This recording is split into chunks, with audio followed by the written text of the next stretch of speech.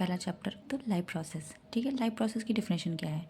The basic and essential activities performed by a living organism to sustain and maintain life. इसका meaning क्या है? जो हम basic और इसेंशियल एक्टिविटी अपनी लाइफ में परफॉर्म कर रहे हैं, किसके लिए? अपनी लाइफ को मेंटेन करने के लिए। ये सारी प्रोसेस ही हमारी लाइफ प्रोसेस कहलाती है। तो बेसिकली 4 इसेंशियल स्टेप्स हैं हमारी लाइफ प्रोसेस चैप्टर में।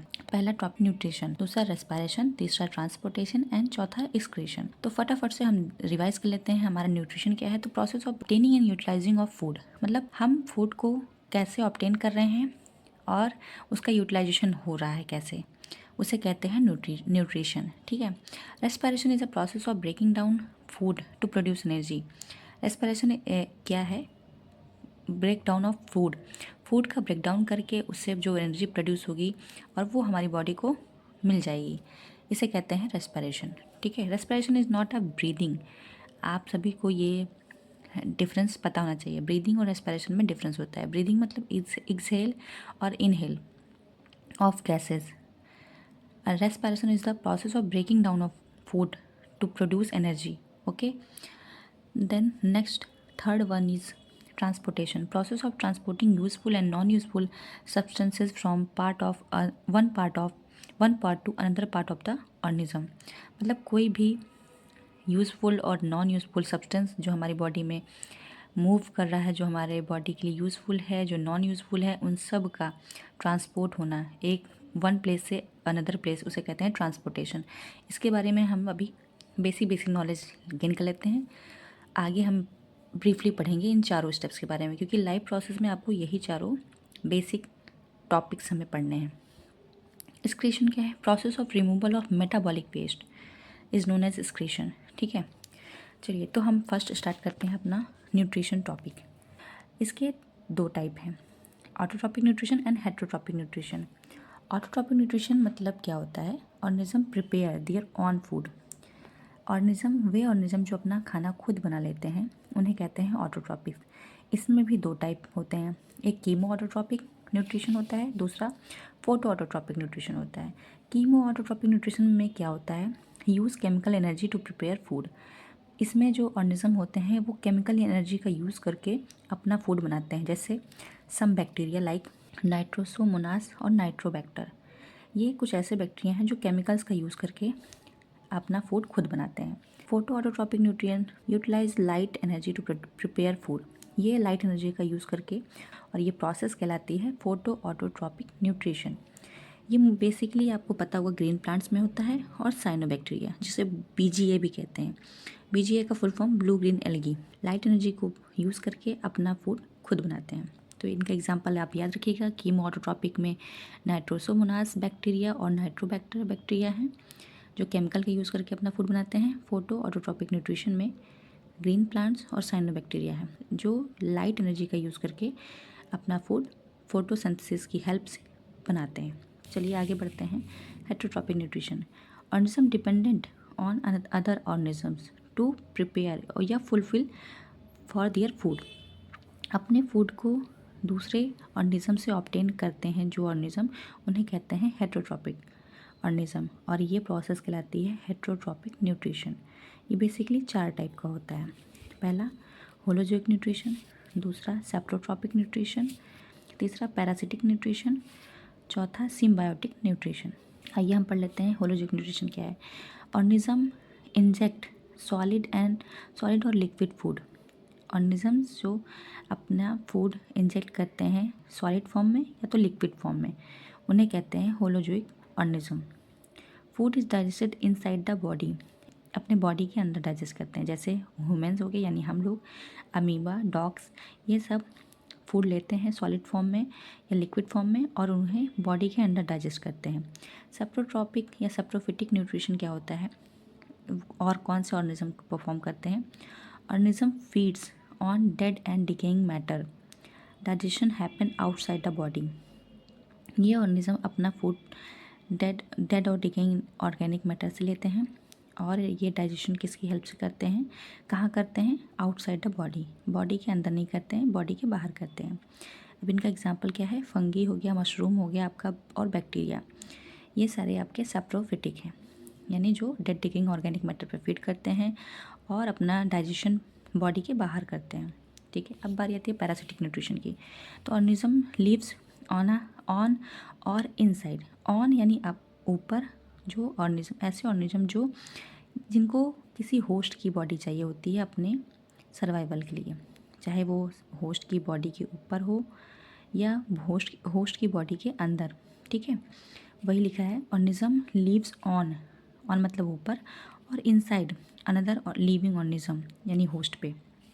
ठीक है, या तो होस्ट की बॉडी के अंदर रहेगा या तो होस्ट की बॉडी के ऊपर रहेगा। तो ऐसे ऑर्गेनिज्म कैसे अपना न्यूट्रिशन लेते हैं? Gets food from host and harm it. ये क्या करते हैं? पैरासिटिक जो न्यूट्रिएंट लेने वाले ऑर्गेनिज्म होते हैं वो होस्ट की बॉडी पे रहते हैं या होस्ट की बॉडी के अंदर रहते हैं और उनसे फूड ऑब्टेन करते हैं और उन्हें हार्म पहुंचाते हैं। ठीक है, इसका एग्जांपल क्या है? टेपवर्म, लाइस और कस्कुटा, ये सारे आपके पैरासिटिक हैं। उसके बाद आपका symbiotic nutrition. Two organism live together and both get benefit. ऐसे ऑर्गेनिज्म दो इसमें सिम्बायोटिक मतलब क्या है? साथ साथ रहने वाले। ठीक, तो दो ऑर्गेनिज्म साथ साथ रहेंगे, अकेला तो कोई रहेगा नहीं।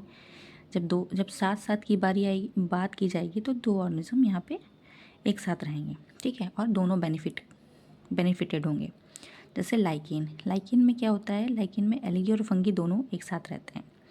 एक जो है आपका फोटोसिंथेसिस करता है, यानी फंगी फोटोसिंथेसिस करती है, सॉरी एल्गी फोटोसिंथेसिस करती है और फंगी आपका रिप्रोडक्शन करता है। तो इस प्रकार से आपका लाइकिन सिम्बायोटिक एसोसिएशन परफॉर्म करता है। तो आपका एक नंबर में पूछा जा सकता है कि which organism so symbiotic nutrition. तो आपको ऑप्शन दिया रहेगा जिसमें लाइकिन भी ऑप्शन में रहेगा, तो आप उसको टिक कर दीजिएगा। Okay, now move our next topic. Autotrophic nutrition आपने पढ़ा। ऑटोट्रॉपिक ऑर्गेनिज्म वो ऑर्गेनिज्म होते हैं जो अपना फूड खुद बनाते हैं। ठीक है, तो इनमें कैसे फोटोसिंथेसिस होता है? ये आपका फोटोसिंथेसिस का स्टेप लिखा हुआ है। 6 CO2 + 12 H2O जब कंबाइन होता है और with the help of chlorophyll and sunlight it form glucose C6H12O6 + 6O2 + 6H2O। ये आपका एक फोटोसिंथेसिस का रिएक्शन है। Component of photosynthesis process. In photosynthesis 4 major components required. पहला तो है आपका CO2, कार्बन डाइऑक्साइड होना ज़रूरी है। बाय स्टोमेटा के थ्रू ये प्लांट में जाता है। वाटर जो कि हमारे सॉइल से मिलता है। Chlorophyll, green pigment, observe sunlight for photosynthesis, ये लीव्स में पाया जाएगा। ठीक है, उसके बाद सनलाइट जो हमें सन से प्राप्त होता है। ये आपके बेसिक कंपोनेंट्स हैं जो एक ऑटोट्रॉपिक ऑर्गेनिज्म को हेल्पफुल होता है फूड बनाने के लिए with the help of photosynthesis process. Now moving to the mechanism of photosynthesis. Sunlight observe कौन करेगा? क्लोरोफिल। प्लांट में प्रेजेंट होगा क्लोरोफिल और वो ऑब्जर्व करेगा आपका सनलाइट। जैसे ही सनलाइट को ऑब्जर्व करता है स्प्लिटिंग हो जाएगी किसकी? वाटर की, into H+ electron and O2 में। ठीक है, आपका वाटर स्प्लिट होगा जब क्लोरोफिल को मिलेगा सनलाइट। जैसे ही क्लोरोफिल को मिलेगी, क्लोरोफिल वाटर को स्प्लिट कर देगा, मतलब तोड़ देगा। किस में टूटेगा वाटर? H+ इलेक्ट्रॉन और ऑक्सीजन में। अब light energy change into chemical energy. अब ये जो लाइट एनर्जी जो अब सनलाइट मिली वो चेंज हो जाएगा किस में? केमिकल एनर्जी में। Reduction of CO2 into carbohydrate, और रिडक्शन हो जाएगा CO2 का, रिडक्शन CO2 ख़त्म होके किस में कन्वर्ट हो जाएगा? ग्लूकोज में। ठीक है, इस प्रकार से आपका फोटोसिंथेसिस होता है। स्प्लिटिंग होगी एनर्जी, फिर जो लाइट एनर्जी वो चेंज हो जाएगी केमिकल एनर्जी में, और केमिकल एनर्जी से क्या होगा? आपका रिडक्शन होगा CO2 का, और CO2 बना लेगा आपका कार्बोहाइड्रेट। लीव्स के ऊपर टाइनी पोर लाइक स्ट्रक्चर होता है और ये माइक्रोस्कोप की हेल्प से हम इसे ईजिली ऑब्जर्व कर सकते हैं। आइए हम इसके रोल के बारे में पढ़ते हैं। तो पहला है exchange of gases. CO2 and O2 इसके थ्रू ट्रांसपोर्ट होता है। ठीक है, अंदर बाहर प्लांट में CO2 O2 का ट्रांसपोर्ट होता है, एक्सचेंज ऑफ गैसेस होते हैं। तो आपको पता ही होगा कि प्लांट आप कौन सी गैस रिलीज़ करता है? ऑक्सीजन, है ना। और कार्बन डाइऑक्साइड लेता है। तो ट्रांसपीरेशन भी कराता है ये। Transpiration, water released out in form of water vapour, इसे कहते हैं ट्रांसपीरेशन। ये 1 नंबर में क्वेश्चन पूछा जाता है, what is the meaning of transpiration या व्हाट इज़ अ ट्रांसपीरेशन। और ये MCQs में पूछे जाते हैं, ठीक है, तो इसको आप याद रखिएगा। And next is opening and closing of stomata. Water entered and guard cells it swell and stomata open. Its guard cell is swell and stomata open. Water released out from guard cell shrink, stomata closed. जैसे ही water enter करेगा guard cell में, guard cell swell कर जाएगी और उसकी वजह से, guard cell के स्वेल होने की वजह से स्टोमेटा ओपन हो जाता है। अब जैसे ही वाटर रिलीज आउट हो जाएगा गार्ड सेल से, गार्ड सेल श्रिंक हो जाएगी, मतलब सिकुड़ जाएगी और स्टोमेटा क्लोज हो जाएगा। ये कराता है opening and closing of stomata with the help of guard cells. तो आइए हम देखते हैं गार्ड सेल के बारे में, कैसा स्ट्रक्चर होता है। ओपनिंग में ये पोर्स आपको दिख रहा होगा, इसे कहते हैं स्टोमेटल पोर। और ये आपको 2 बीन शेप्ड स्ट्रक्चर दिख रहा है रेड कलर का, उसे कहते हैं गार्ड सेल्स, ठीक है। गार्ड सेल्स में आपको दिख रहे होंगे ये डॉटेड पॉइंट्स, जिसे हम कहते हैं क्लोरोप्लास्ट, ठीक है। तो गार्ड सेल्स में क्लोरोप्लास्ट पाया जा रहा है। और आपको पता है क्लोरोप्लास्ट में क्या होता है, आपका क्लोरोफिल, जो कि आपका सनलाइट ऑब्जर्व करता है। तो यहाँ पे स्टोमेटल पोर है। Stomatal pore open and close होता है, ठीक है। तो आपका यहाँ पे दिखाया गया है कि ओपन स्टोमेटल पोर, यहाँ पे क्लोज स्टोमेटल पोर्स दिखाए गए हैं, ठीक है। तो आपको ओपन स्टोमेटल पोर कब होगा, जब वाटर एंटर कर जाएगा गार्ड सेल्स में, गार्ड सेल्स स्वेल कर जाएंगी, ये आपको फूली हुई दिख रही होंगी, स्वेल कर जाएंगी और स्टोमेटा पोर ओपन हो जाएगा। जैसे ही गार्ड सेल से वाटर रिलीज आउट हो जाएगा, बाहर निकल जाएगा, गार्ड सेल श्रिंक हो जाएंगी और स्टोमेटल पोर बंद हो जाएगा। ये दिखा है आपको, बताया गया है कि वाटर एंटर कर रहा है। वाटर एंटर कर रहा है किसमें, गार्ड सेल्स में। क्लोज स्टोमेटल पोर है, स्टोमेटा पोर क्लोज है। तो वाटर एंटर किया, गार्ड सेल स्वेल हो गई और ओपन हो गया गार्ड सेल। अब जैसे ही गार्ड सेल से वाटर रिलीज आउट होगा, वैसे ही स्टोमेटा आपका क्लोज हो जाएगा, स्टोमेटल पोर क्लोज हो जाएगा। अब बारी आती है फोटोसिंथेसिस इन डिजर्ट प्लांट्स। तो डिजर्ट प्लांट्स आपको पता है, रेगिस्तान के जो पौधे होते हैं उनमें फोटोसिंथेसिस कैसे होता है। अब वहाँ पे जान ही रहे हैं आप लोग कि वाटर की कमी होती है बहुत ज़्यादा और सनलाइट कंटिन्यूअसली प्लांट्स पे पड़ता रहता है। तो क्या होता है, ये लोग अपना फोटोसिंथेसिस थोड़ा डिफरेंट तरीके से परफॉर्म करते हैं। जैसे कि ये लोग, स्टोमेटा आपका हमेशा ओपन होता है डे टाइम में, लेकिन यहाँ पे नाइट में ओपन होता है। डिजर्ट प्लांट्स में स्टोमेटल पोर नाइट में ओपन होता है। हो गया आपका एलोए, हो गया, ये सारे जो है रेगिस्तान के प्लांट्स हैं, डिजर्ट प्लांट्स हैं। जीरोफाइट्स कहते हैं क्योंकि इनमें वाटर की डिस्कार्सिटी होती है, ठीक है। तो आइए, नाइट स्टोमेटा ओपन हुआ और जब नाइट में स्टोमेटा ओपन होता है तो कार्बन डाइऑक्साइड एंटर कर जाता है। आपको पता है स्टोमेटल पोर से आपका गैसेस का एक्सचेंज होता है, ठीक है। तो यहाँ पे नाइट में स्टोमेटा जब ओपन हुआ तो कार्बन डाइऑक्साइड एंटर कर गया प्लांट में, और सॉइल से आपका वाटर तो इसके पास है ही, ठीक। तो वाटर एंड सॉइल दोनों मिलके क्या बना लेते हैं, आपका इंटरमीडिएट कंपाउंड, जिसे कहते हैं मैलिक एसिड। इंटरमीडिएट कंपाउंड बन के ये रेडी हो जाता है रात को ही। दिन में जब सनलाइट पड़ती है तो स्टोमेटा क्लोज रहेगा, क्योंकि यहाँ पे एक्सेस वाटर बाहर ना निकल जाए, क्योंकि इन प्लांट्स के पास वाटर की वैसे भी कमी होती है। तो ये अपना स्टोमेटा इसलिए क्लोज रखते हैं क्योंकि सनलाइट कंटिन्यूसली पड़ती रहती है, धूप बहुत हार्ड होता है यहाँ पे। स्टोमेटा अगर पोर ओपन हो गया तो इनकी वाटर जो इन्होंने स्टोर करके रखे हैं वो सब बाहर हो जाएंगे ट्रांसपिरेशन की प्रोसेस से, इसीलिए ये लोग डे टाइम में स्टोमेटा क्लोज करके रखते हैं। अब मैलिक एसिड बन गया, ठीक है। तो जब सनलाइट पड़ी तो दिन में क्या हो गया, आपका मैलिक एसिड कन्वर्ट हो जाता है ग्लूकोज में, ठीक है।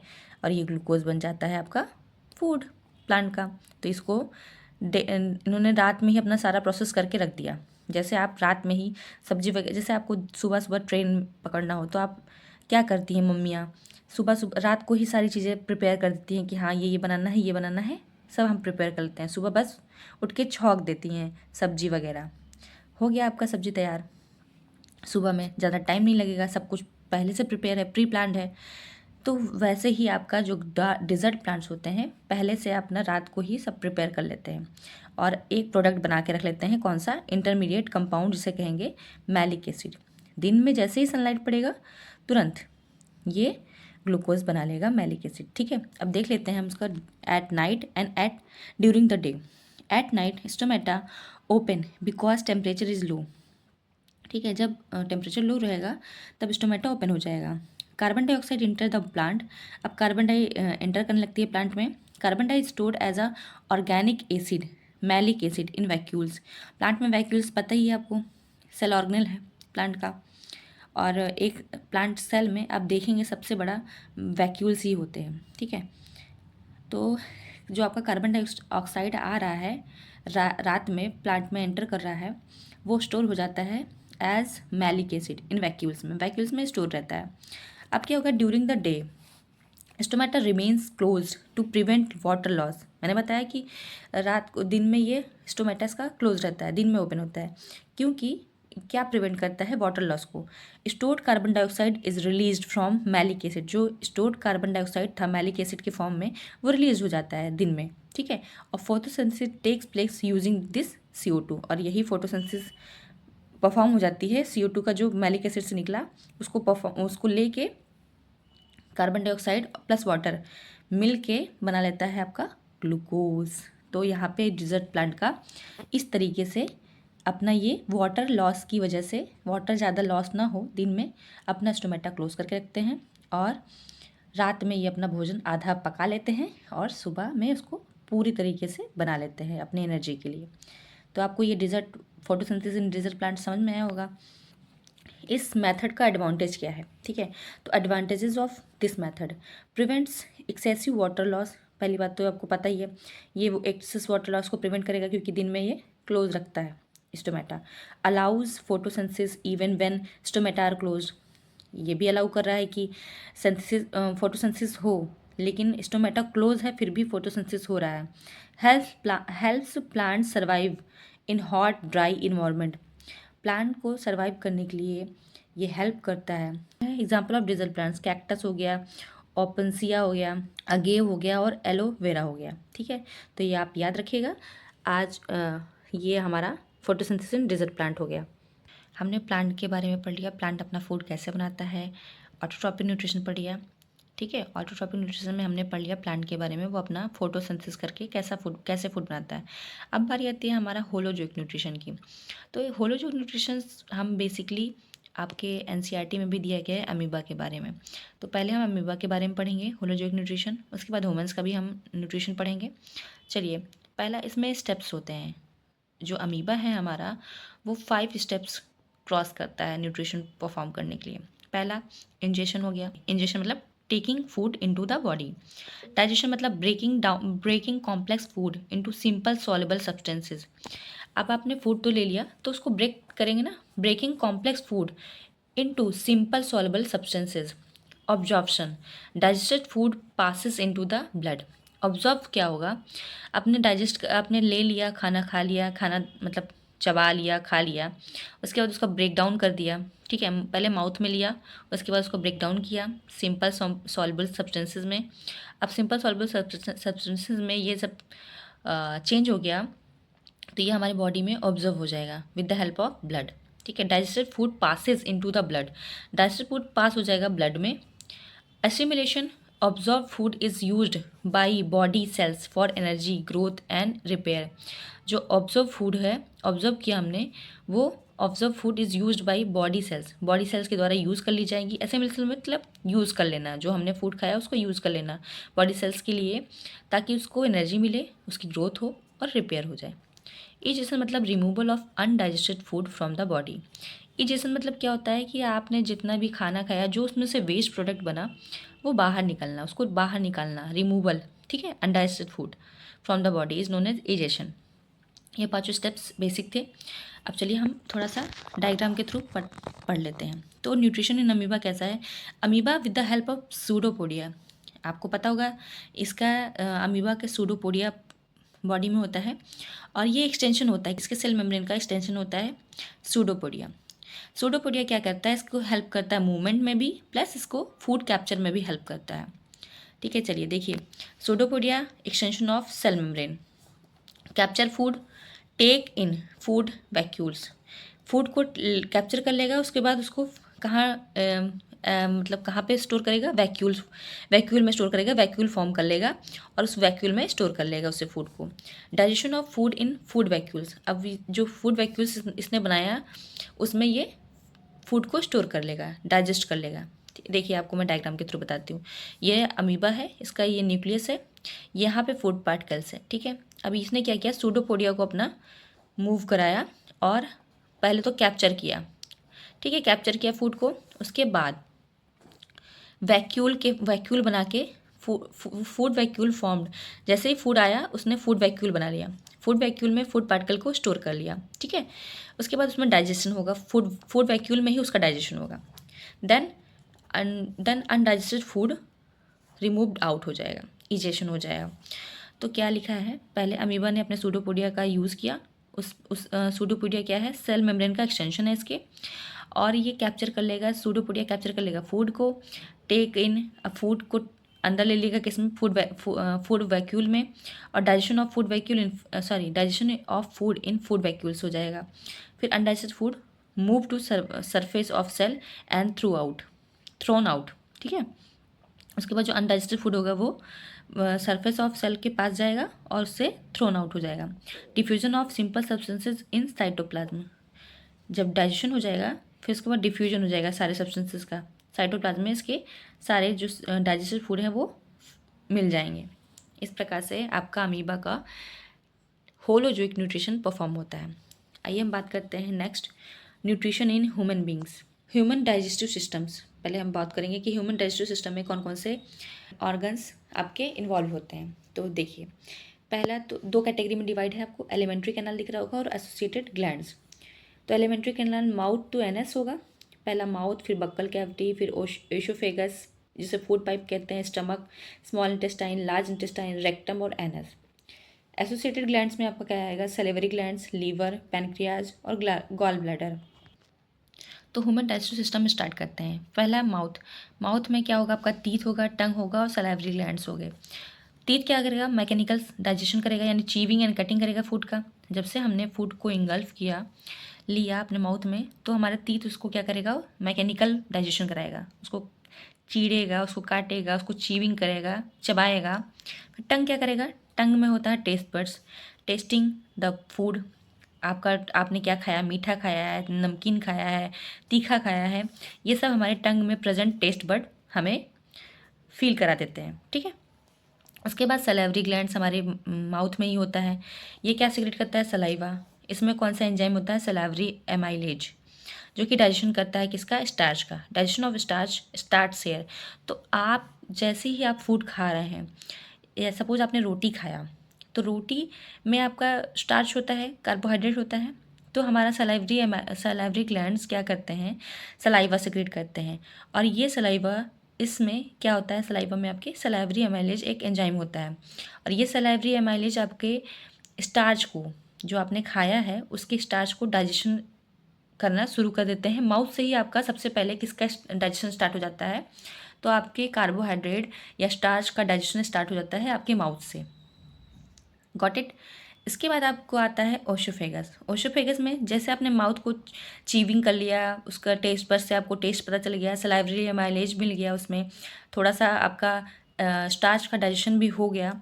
अब ये peristaltic movement, zig zag movement, ऐसे पेरिस्टाल्टिक मूवमेंट ऐसे ऐसे आपका खाना आपके ओशोफेगस से पेरिस्टाल्टिक मूवमेंट परफॉर्म करके आपके आ जाएगा स्टमक में। ठीक है, ओशोफेगस पाइप होती है ना, फूड पाइप होती है, इस फूड पाइप से होता हुआ आपके आ जाएगा कहाँ पे, फूड आपका स्टमक में। स्टमक में क्या होगा, आपका गैस्ट्रिक ग्लैंड होंगे। गैस्ट्रिक ग्लैंड क्या सिक्रेट करेंगे, गैस्ट्रिक जूसेस, जिसमें कौन कौन से जूसेस हैं, पेप्सिन प्रोटीन डाइजेशन के लिए, HCl एसिडिक pH के लिए, mucus protect inner lining of stomach. देखिए क्या होता है, स्टमक में जैसे ही फूड स्टमक में आता है तो gastric gland gastric juice secrete करने लगती है। जो गैस्ट्रिक जूसेस हैं उनमें पेप्सिन, जो कि एक एंजाइम है, ये प्रोटीन का डाइजेशन करेगा। आपके फूड ने आपने जो खाया उसमें प्रोटीन भी होगा, उसको भी डाइजेस्ट करेगा, उसको भी ब्रेक डाउन करेगा, उसको छोटे पार्टिकल में तोड़ेगा।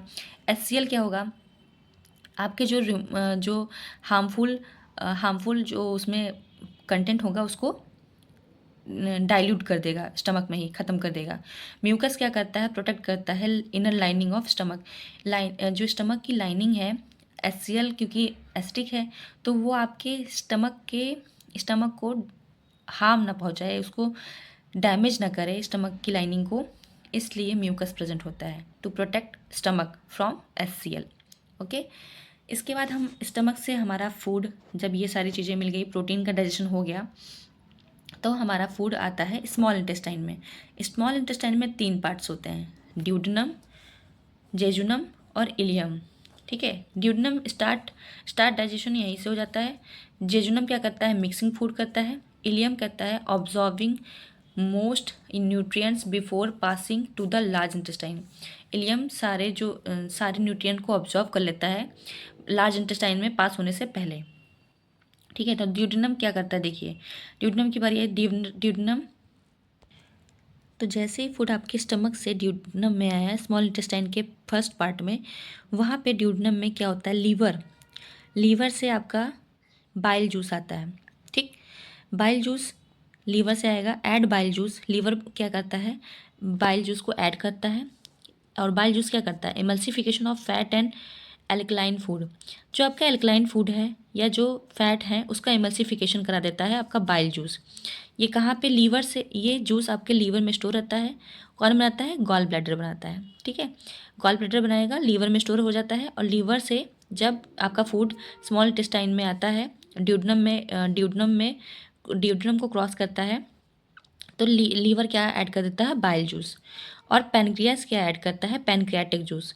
पैनक्रियाटिक जूस 3 टाइप के एंजाइम्स को कैरी करता है। पहला कौन सा, पैनक्रियाटिक अमाइलेज, जो कि कार्बोहाइड्रेट डाइजेशन करेगा। Trypsin, protein digestion.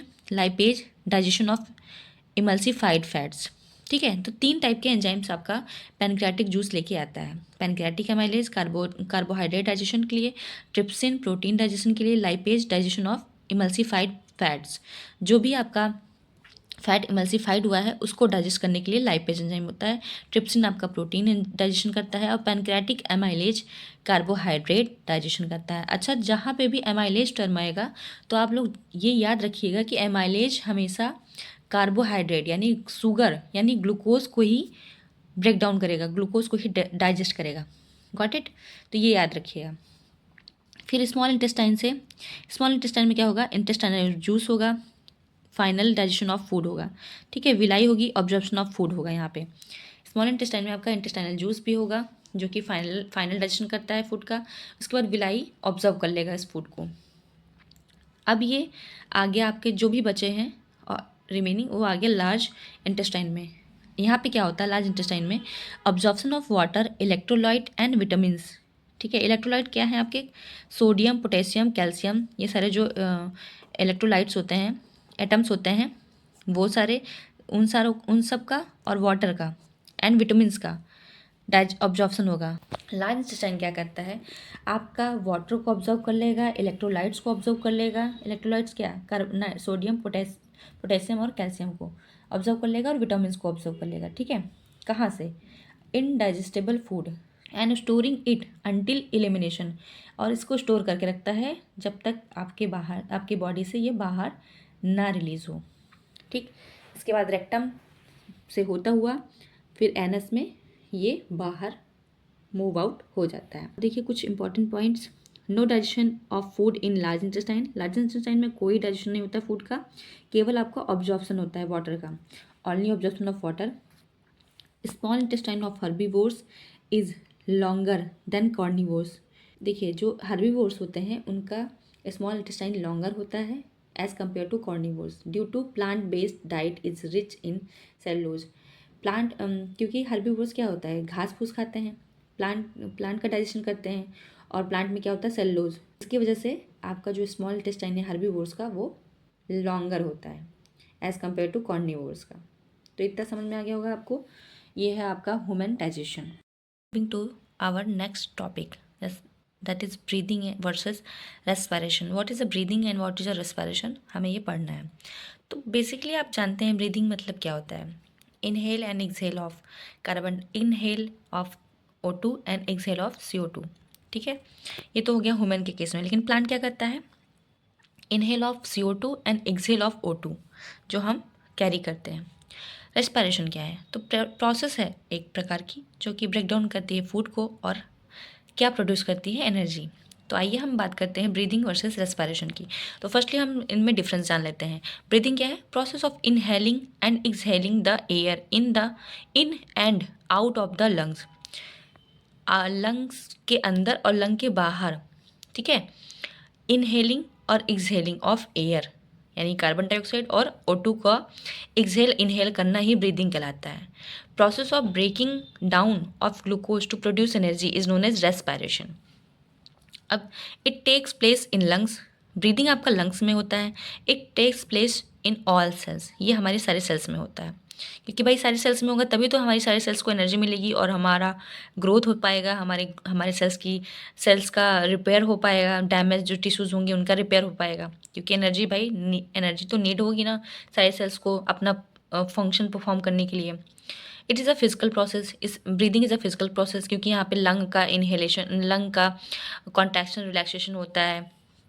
ठीक है, और जो आपका रेस्पिरेशन है वो केमिकल प्रोसेस है। केमिकल प्रोसेस क्यों है, क्योंकि यहाँ पे ग्लूकोज का ब्रेकडाउन हो रहा है। ठीक है, तो ग्लूकोज क्या है, केमिकल ही है, केमिकल फॉर्म, केमिकल को कन्वर्ट कर रहे हैं हम किस में, एनर्जी में।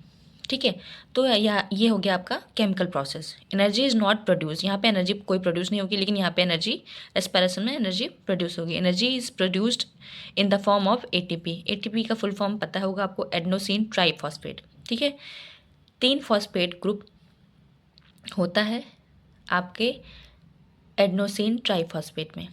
चलिए आगे हम बात करते हैं टाइप्स ऑफ रेस्पिरेशन। तो आपके कितने टाइप के रेस्पिरेशन होते हैं। पहला तो एक एरोबिक रेस्पिरेशन हो गया, जिसमें आपका कार्बन डाइऑक्साइड जिसमें आपका ऑक्सीजन रिक्वायर्ड होता है। एनारोबिक रेस्पिरेशन में जिसमें ऑक्सीजन रिक्वायर्ड नहीं होती है, मतलब ऑप्शंस ऑफ ऑक्सीजन अगर हम कर रहे हैं रेस्पिरेशन तो वो आपका हो गया क्या, एनारोबिक रेस्पिरेशन। अगर हम ऑक्सीजन की प्रेजेंस में कोई रेस्पिरेशन परफॉर्म कर रहे हैं तो हो गया एरोबिक रेस्पिरेशन। अब देखिए ब्रीदिंग हमने किया, ठीक है, हमने ऑक्सीजन लिया और कार्बन डाइऑक्साइड बाहर निकाला। तो जो ऑक्सीजन हम ले रहे हैं वो बॉडी में जाके रेस्पिरेशन प्रोसेस परफॉर्म करेगा। ठीक है, इसलिए दोनों जो आपका ब्रीदिंग है और रेस्पिरेशन है दोनों लिंक्ड हैं। ठीक है, क्योंकि रेस्पिरेशन करने के लिए आपकी जो सेल्स को एनर्जी चाहिए होती है, ग्लूकोज का ब्रेकडाउन करना होता है, उसके लिए ऑक्सीजन रिक्वायर्ड होती है। इसलिए हमारा रेस्पिरेशन और ब्रीदिंग दोनों स्टेप्स हाँ नेसेसरी हैं। ठीक है, तो ब्रीदिंग नहीं होगा तो हमें ऑक्सीजन नहीं मिलेगा, और ऑक्सीजन नहीं मिलेगा तो हमारा रेस्पिरेशन प्रोसेस परफॉर्म नहीं होगा। तो आइए हम बात करते हैं हमारा एनारोबिक और एरोबिक रेस्पिरेशन की। तो आपको सबको समझ में आ गया होगा कि रेस्पिरेशन जो हमारा एरोबिक रेस्पिरेशन है वो उसमें ऑक्सीजन की रिक्वायरमेंट होती है, लेकिन जो हमारा एनारोबिक रेस्पिरेशन है उसमें ऑक्सीजन की रिक्वायरमेंट नहीं होती है।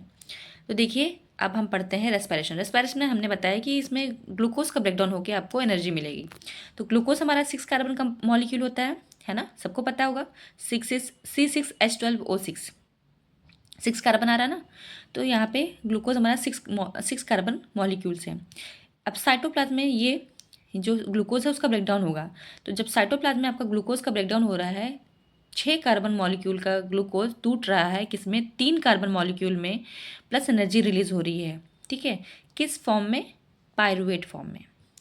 जो अब हमारा ग्लूकोज है साइटोप्लाज्म में ब्रेकडाउन कर रहा है, ब्रेक हो रहा है और बना रहा है क्या, पायरुवेट, जो कि 3 कार्बन कंपाउंड है, और इससे क्या रिलीज हो रही है, एनर्जी। अब देखिए अगर एब्सेंस ऑफ ऑक्सीजन की बात की जाए तो ये कहाँ पे होगा। अब ये पायरुवेट आपका बन गया, ये जो प्रोसेस है आपकी जो ब्रेकडाउन हो रहा है ग्लूकोज का पायरुवेट में, ये सब में सिमिलर होता है, चाहे एरोबिक हो चाहे एनारोबिक हो। ठीक है, रेस्पिरेशन तो पायरुवेट बनने की प्रोसेस जो है सारे में हो गई। तो अब जो पायरुवेट बन गया है तो absence of oxygen in east क्या होगा, ये पायरुवेट कन्वर्ट हो जाता है इथेनॉल में। 2 कार्बन मॉलिक्यूल्स में, क्योंकि यहाँ पे एक कार्बन डाइऑक्साइड रिलीज हो जाता है प्लस एनर्जी रिलीज हो जाती है। ठीक है, तो आपका क्या है, जब ईस्ट में क्या होता है, यही पायरुवेट टूट जाता है एथेनॉल में, कार्बन डाइऑक्साइड में, और एनर्जी बना लेता है ईस्ट में। लैक ऑफ ऑक्सीजन, जब आपकी मसल्स में ऑक्सीजन की डिफिशिएंसी हो जाती है तो क्या होता है, ये पायरुवेट कन्वर्ट हो जाता है लैक्टिक एसिड में और एनर्जी में। लैक्टिक एसिड आपका 3 कार्बन मॉलिक्यूल है। प्रेजेंस ऑफ ऑक्सीजन, अगर ऑक्सीजन की प्रेजेंस में हो रहा है तो ये माइटोकॉन्ड्रिया में होगा आपके, कार्बन डाइऑक्साइड बनेगा, वाटर बनेगा और एनर्जी रिलीज हो जाएगी।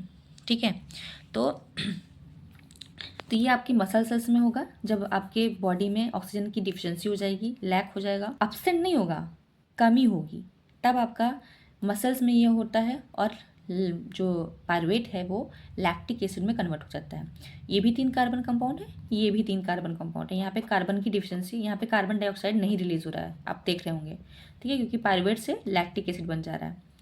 और ये आपका जो ईस्ट में हो रहा है वहाँ पे ऑक्सीजन की कमी है, मतलब ऑक्सीजन है ही नहीं, एब्सेंट है। ठीक है, तो वहाँ पे आपका जो एक कार्बन डाइऑक्साइड बाहर निकल जाएगा, ये आपका कार्बन डाइऑक्साइड बाहर निकल रहा है और इथेनॉल बन रहा है, 2 कार्बन कंपाउंड।